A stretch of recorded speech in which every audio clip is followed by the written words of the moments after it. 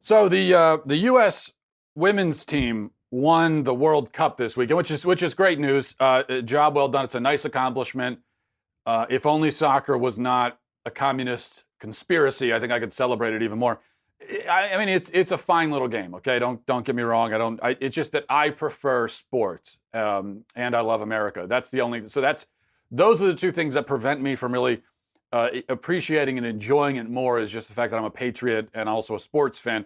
But if I wasn't any of those, then I think I would like it more. And I'm not criticizing soccer. Just because I'm calling it a fake sport loved by commies and traders doesn't mean that it's not a criticism. It's just it's an observation. So I don't want you to take it the wrong way if you're a sports fan.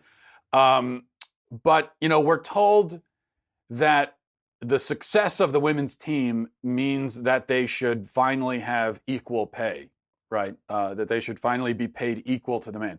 That they're paid a lot less than the men's soccer players, supposedly, and this is a sexist conspiracy, is what we are being told. I want to deal with that claim today to start with, because it's this whole thing about equal pay in sports, of all places. It's just so emblematic, I think, of where we are as a society, because the whole conversation is so cartoonishly stupid and off base. So we're going to talk about that. But first, I want to tell you a little bit about Freedom Project Academy. I've talked about them before, and there's a reason. Because this year, nearly $70 billion of taxpayer money will be spent on public education. That's 70 billion with a B. Yet there's a new report that came out that finds that just 2 in 5 American students are actually ready to attend college when they come out, and most of those students are coming out of public school. So many of you have obviously been searching for an alternative, something different, a school with traditional values that helps students develop strong foundations in math and science, English, American history, an education that actually is focused on education and not on making your kid into a woke SJW. And importantly, an education that teaches kids how to think rather than just giving them what to think, giving them things to regurgitate onto a piece of paper. And that is where Freedom Project Academy comes in. It's an accredited online school built on Judeo-Christian values and classical curriculum for students from kindergarten all the way through high school. We're talking about a complete interactive educational experience where students attend live classes with other students from across the country. Freedom Project Academy provides live and recorded lessons, homework, tests, tutoring, grades, transcripts. So if you want to learn more about this, if you want to get enrolled, which I would suggest doing, and you got to do it soon because the enrollment ends on July 19th. So don't wait too long. You got a couple more weeks. Go to freedomforschool.com, freedomforschool.com, and request your free information packet. Don't forget to subscribe to their weekly education podcast, The Dr. Duke Show, available on iTunes and everywhere else where you can get podcasts. Again, enrollment ends July 19th. So take back control of your kids' education. Freedomforschool.com, freedomforschool.com, freedomforschool.com. Okay, now, equal pay for soccer players. I think that if people were better educated, maybe they'd have a better understanding of these kinds of conversations. Some presidential candidates have also called for this. Kamala Harris, I think, or Kirsten Gillibrand, or Bernie Sanders. They're all the same. I don't know. The women's players have made the same point, saying that they should get equal pay. And then the crowd there at the stadium in France, after the victory during the celebration, they started chanting, equal pay, equal pay. So I want to, just for a few moments, focus on this issue, which, as I said, it just shows you where we are. And I think it kind of reveals why our conversations about controversial issues oftentimes don't go anywhere. Because things like facts and logic just aren't allowed to enter into the discussion. So first of all, I keep hearing this claim that, and this is one of the things that the equal pay discussion is based on, this claim that the women's team is better than the men's team because the men's team doesn't win anything and the women's team keeps winning the World Cup. And all joking aside, I do respect their success. I think they're good at what they do. And I respect anybody who's good at what they do, as long as what they do is morally appropriate. And I mean, arguably, soccer is morally appropriate, though there's a discussion to be had there. We won't get into it. The men's team, I guess, is not very good in comparison to other men's teams across the globe, because that's how we're judging this. If you say, oh, the women's team is better than the men's team, you must mean by that, when you say it, that the men's team is not as good compared to their competition as the women's team is against their competition. And one of the reasons for that is, in this country, I think the best male athletes end up going into different sports. I mean, well, I should say they end up going into sports like soccer. Football. I apologize for that slip. It was offensive. They end up going into sports like football, basketball, baseball. And that's where I think the best athletes go. Whereas in other countries, the best male athletes almost all play soccer. So in other countries, their Kevin Durant's and their Odell Beckham's go to soccer, where ours go to basketball, baseball, football. But even so, there's no question at all that the men's team is better pound for pound than the women's team. They may not be better against their competition, but when you say the women's team is better, if you actually mean that you think the women's team would beat the men's team, like they actually are better athletes, period, they're just better at playing soccer, well, then you must be drunk or high or brain damage. There's just no way you could actually think that. Now, if you were to put, if the men's team, as bad as they are against other men, if you were to put them on the women's circuit, they would win every game 50-0, including beating the women handily. And one of the ways we know that is that, number one, they're men, and so they're male. They may not be the best male athletes that America has to offer, but even so, they are relatively successful male athletes in soccer, which means that they're just gonna be better than the women, and it's as simple as that. As I pointed out before, the women's team a couple of years ago lost to a bunch of 14-year-old boys, and look, this is not mockery. The only reason I bring that up is because there are people out there claiming, and they do appear to actually think, that the women's team is literally better than the men's team. And when you hear that claim, then you have to say, okay, yeah, but they lost to 14-year-old boys. And you could say all you want, oh, it was a scrimmage, they weren't trying that hard. Okay. I mean, do you think this men's team, is there any chance they would lose to 14-year-old girls? They could be out there they could be hopping around on one leg and they would still beat 14-year-old girls. And that just shows you. All it does, it just shows you the biological difference between men and women. That's all that is.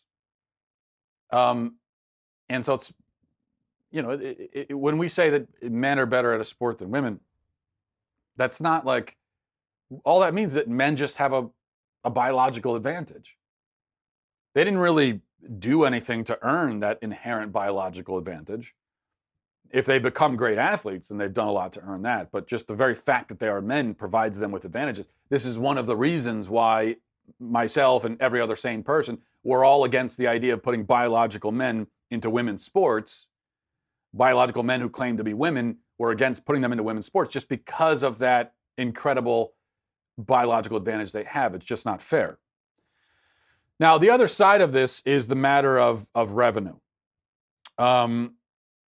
As for that, let me read from Forbes, an article written by Mike Ozanian a few months ago. Here's what he says. He says, reading from he says, as Dwight Jaynes pointed out 4 years ago, after the U.S. women beat Japan to capture the World Cup in Vancouver, there's a big difference in the revenue available to pay the teams. The Women's World Cup brought in almost $73 million, of which the players got 13%. The 2010 Men's World Cup in South Africa made almost $4 billion, of which 9% went to the players. The men still pull the World Cup money wagon. The Men's World Cup in Russia generated over $6 billion in revenue, with the participating teams sharing $400 million, less than 7% of revenue. Meanwhile, the Women's World Cup is expected to earn $131 million for the 4-year cycle, 2019 to 2022, and dole out $30 million to the participating teams. Okay, that's what Forbes says. So let's think about these numbers for a minute. The men will share $400 million from the $6 billion they brought in. The women will share $30 million from the $131 million they brought in. So that's what, for the women, that's what, 20% or something like that, 20 some percent? 20% versus 7%. By that figure, it's not that if women want to be paid equally, then they should be paid less. Women are actually overpaid. Equal pay should mean that they get an equal share in the revenue they generate, which means they should get 7 or 8%. Or I should say, they should get, yeah, if they so it's 131 million. The men got 6-7%. So equal pay would mean the women would get 6 or 7%, which means that they would share, I don't know, 8 or 9 million bucks, not 30 million. But if they want equal pay in terms of just the pure amount they get to share, which would mean they also get to share $400 million, then that would mean that they are paid almost 4 times the amount that they generate in revenue. So where is that extra money even coming from? The entire, Women's World Cup, it only generates 131 million.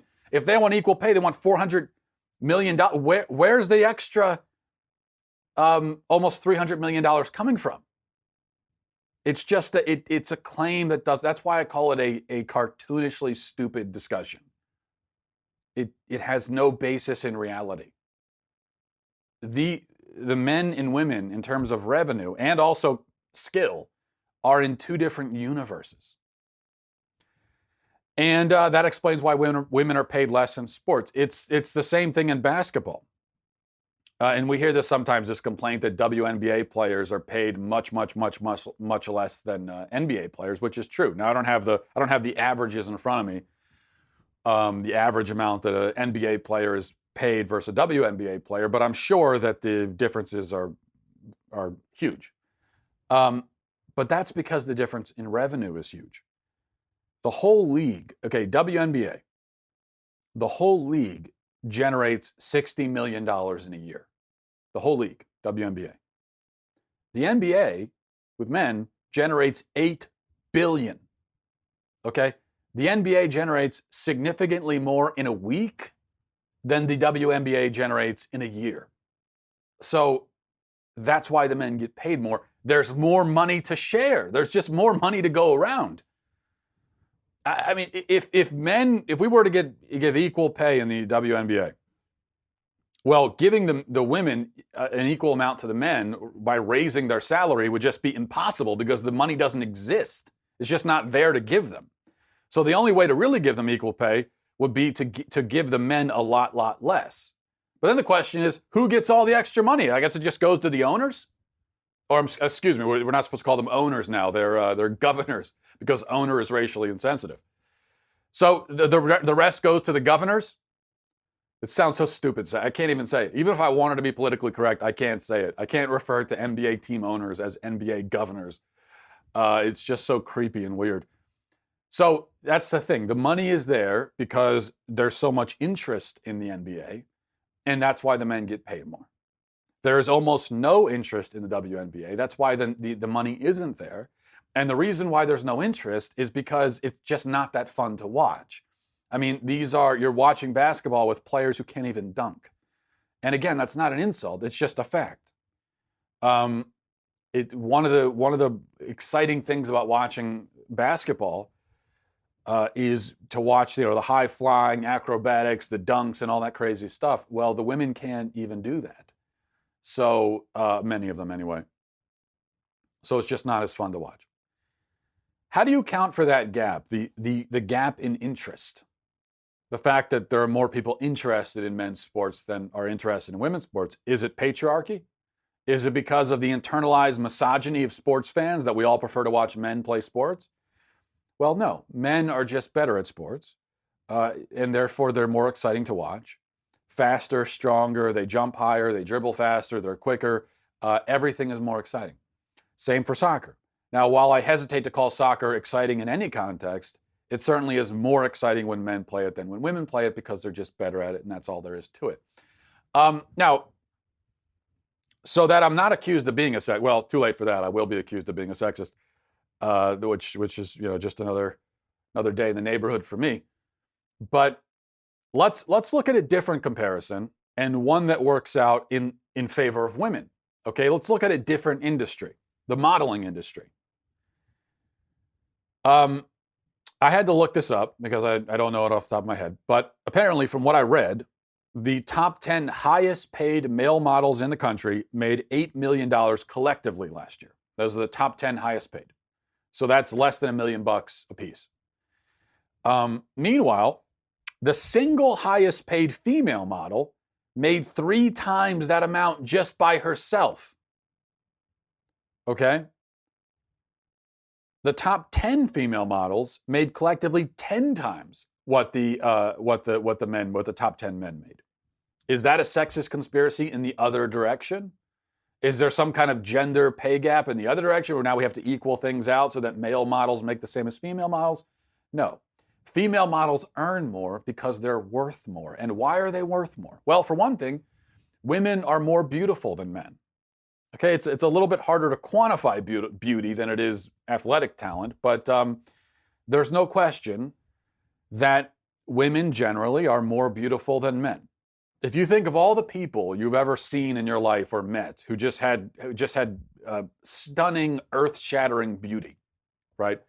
Probably all of them are women. If you go out in public or if you're watching TV or whatever, and you're just and you see someone who's just so incredibly beautiful, then most of the time that's going to be a woman. And the thing is, even if you're a woman yourself, that's probably true in your experience.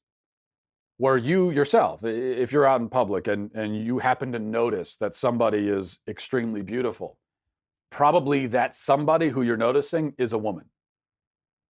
And because it's just sort of, we say beauty is in the eye of the beholder. Well, it's really not. A beautiful woman is just a beautiful woman. It's a fact that you recognize.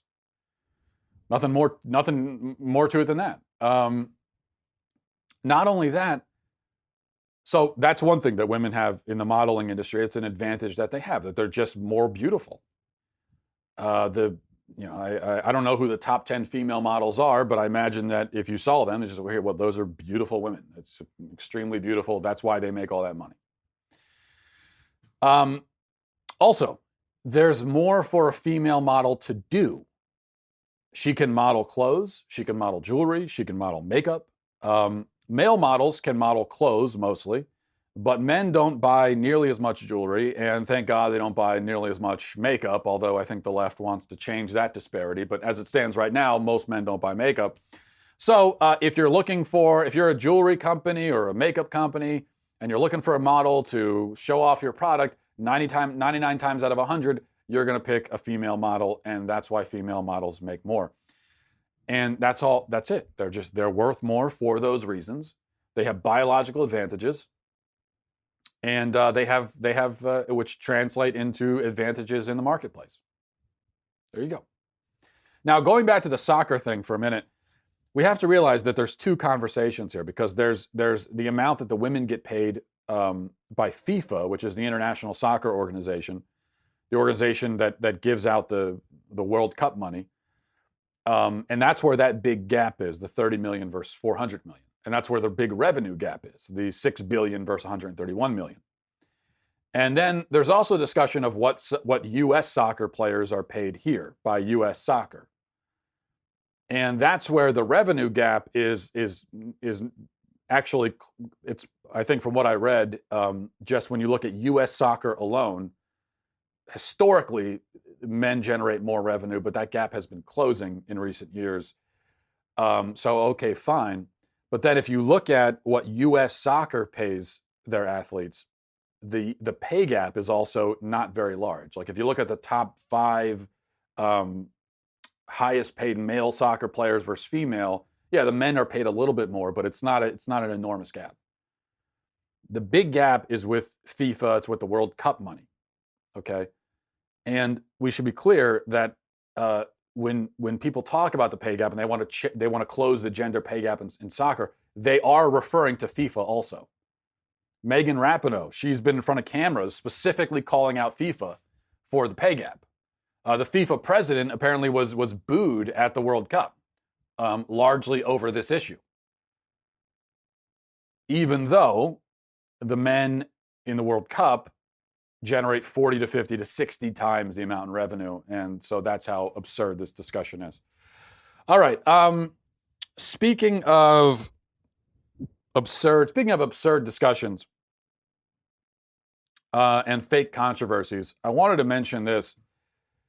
So Disney is a company that ran out of original ideas probably 25 years ago. And so they just announced that there's another live action remake of a popular cartoon in the works. Actually, there's a few. So they're doing a Mulan remake, apparently, live action. And now they're also doing a Little Mermaid live action thing. I mean, just think about how bereft of creativity the creative trust at Disney is, where now they're reduced to staging these literal shot-for-shot reenactments of their own films from only a few years. These are films from the 90s, sometimes the late 90s. I mean, when did Mulan come out? The late 90s? Wasn't even that long ago. And now they're doing a shot-for-shot reenactment of it. It's not even like they're giving us a new interpretation of the original material. It's not even that. It's just they're taking the cartoon and just redoing it. Almost all the same dialogue, everything, redoing it with real people. We've got this Lion King thing coming out, and they call it a live action Lion King. Well, it's not live action because all the characters are animals. So this is really just this is an animated remake of an animated film.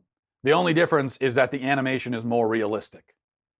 But who cares if the animation is realistic? These are talking animals. It's not a realistic situation. In fact, I think if you have it looks somehow even more ridiculous to have a realistic animal talking. If you're going to have talking animals, just make it a cartoon, because that's what it is. But even in that, they're hiring some of the same voice actors, so they're getting oh, now I'm blanking on his name. Anyway, they're getting the same. How am I blanking on his name?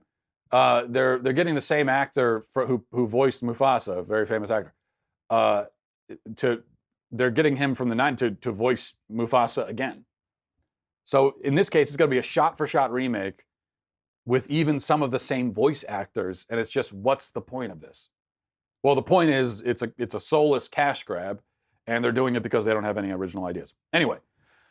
So the Little Mermaid. A Little Mermaid is coming out, and they announced last week that the Ariel, the person who's going to play Ariel, is an R&B singer named Halle Bailey.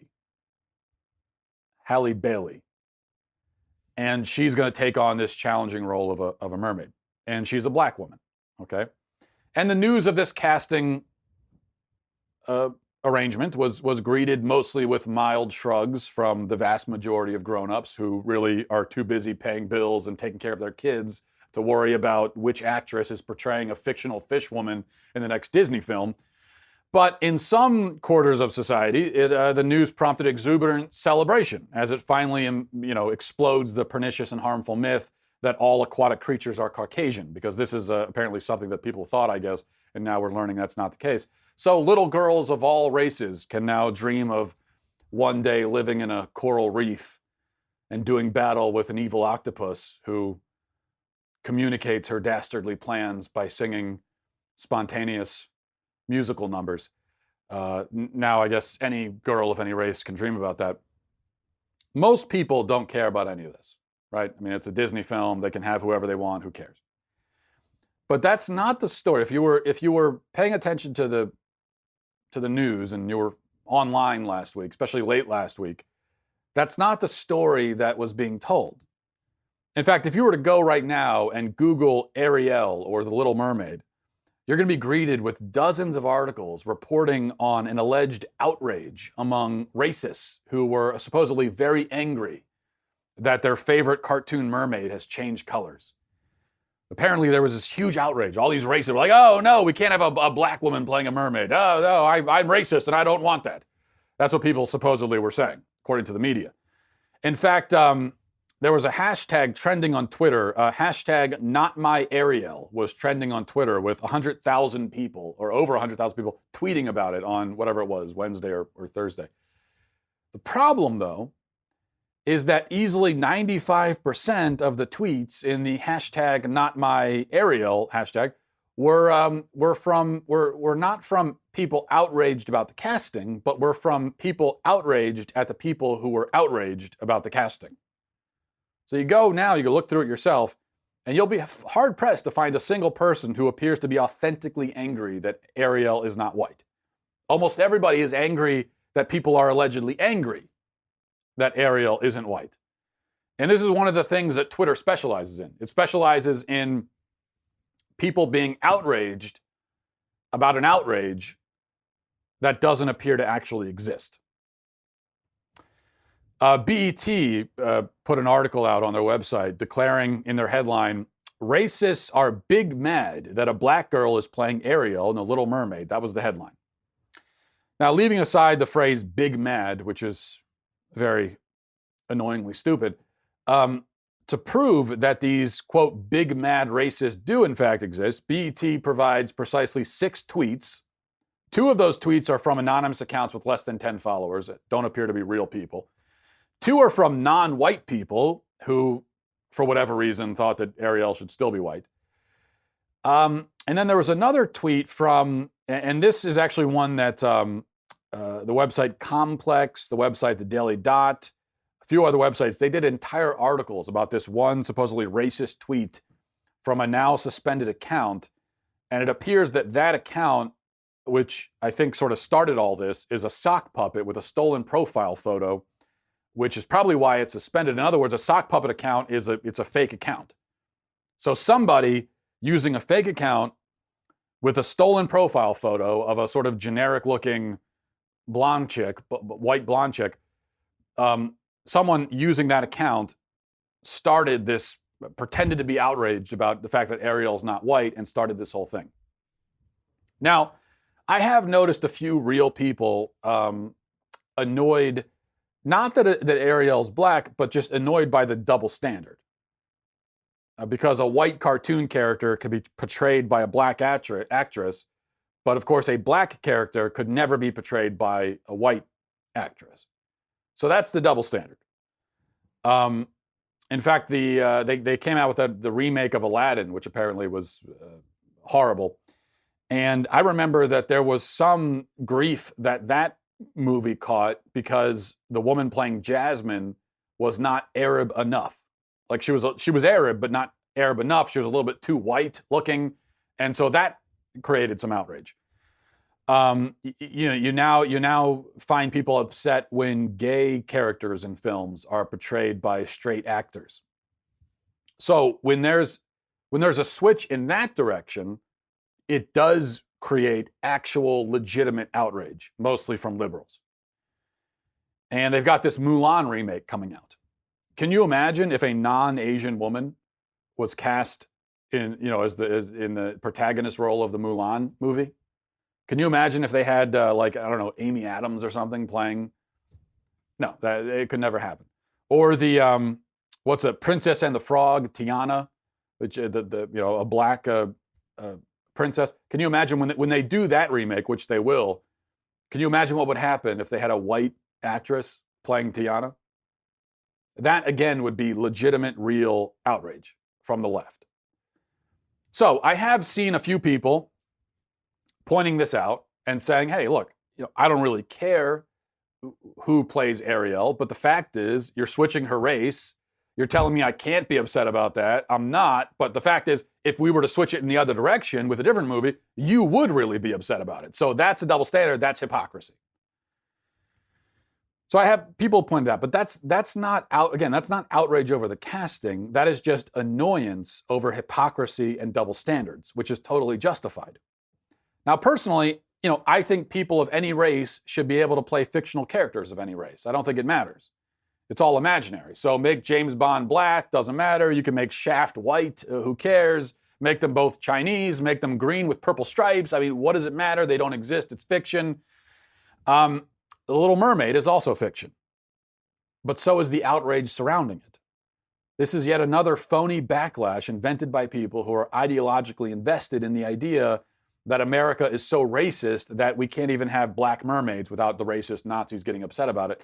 So this is an invented outrage. It's like the Starbucks cup thing. You remember a few years ago, we were told by the media that conservative Christians were outraged and were very upset that the Starbucks cups were not Christmassy enough. And then when you looked into it, as I did, you found that there were maybe like 2 or 3 actual conservative Christians who were really, for some reason, dumb enough to be upset that there weren't enough snowflakes on the holiday cups at Starbucks. Everybody else didn't care. This was mostly a controversy and outrage invented by the media to push a narrative and to make conservatives and Christians look stupid. And they do it all the time. And they did it again with this Little Mermaid thing. And that's another reason why you have to be very careful when you're consuming news or when you hear about some outrage. Oh, apparently everyone's outraged about this or that. Well, you should always stop and ask, are they really outraged about this? Go look into it yourself. And many times you'll discover that, no, actually nobody cares. Let's see. One other thing. There was, maybe we'll save this for tomorrow. There was this incident at a Starbucks in Arizona where some police officers say they were asked to leave the store or move to a different location because their presence was upsetting to some other customers who felt unsafe around police officers. And I think that this is something that needs a longer conversation. I think we'll save this for tomorrow. But the thing I want to talk about tomorrow with this issue is the comparison that's being drawn between this and the time that you remember a couple of years ago where there were some black customers, or they weren't customers, that's the point, but some black men at a Starbucks in Philly who were asked to leave, refused to leave. Then the cops were called on them. And I defended Starbucks in that case. I'm not going to defend them when it comes to them asking the police officers to leave. And of course, I'll be accused, oh, it's because you're racist. Those were black men, so of course. Well, no, there's a key difference between those two situations, and we'll talk about that tomorrow. Let's get to emails, actually. mattwalshshow@gmail.com. mattwalshshow@gmail.com is the email address. This is from Phil, says, Matt, I see you've had several successes fishing. Please tell us if your son was present and how he reacted. Well, I had to just read this email because I was bragging on Twitter about the fact that I did catch a 5-pound and then a 6-pound bass last week when we were staying at a lake at an undisclosed location. And I won't disclose it because I don't want anyone else taking my bass from that location. And anyway, yeah, my son did do a fair amount of fishing with me, and they were very excited by those successes. 5 and 6-pound bass, no big deal. Actually, it is kind of a big deal. So you should. I just wanted you to know that. This is from Lisa. Says, greetings, Matt. A common point people will raise when refuting the idea of universal health care is that nobody has a right to another person's labor, in this case, the doctor's. I agree with this point, of course, but I was watching a crime documentary recently and heard the words, right to an attorney. I was then reminded that everyone has the right to an attorney, even if they can't afford one. The government will pay for one in that case. The words right to an attorney are not contested at all in this country. This isn't a controversy anywhere. Isn't this the same concept? How can we say that nobody has a right to a doctor's labor if everyone has the right to an attorney's labor? I haven't been able to figure this one out. That's a really interesting point that I hadn't thought of before. So I had to think about this for a minute when I got your email, Lisa, yesterday. And so I think that this is the way to sort through it. The right to an attorney, we should be clear, doesn't cover all types of attorneys. There are many different types of attorneys that are in different avenues of law and deal with different things. So, for instance, if you're suing Walmart because you slipped on a banana peel in the produce section, you don't have a right to an attorney to represent you for that case. And if you get sued by someone because they're walking through your kitchen and they slip on a banana peel, then you don't have a right to an attorney to defend you. You're on your own. You got to do that on your own.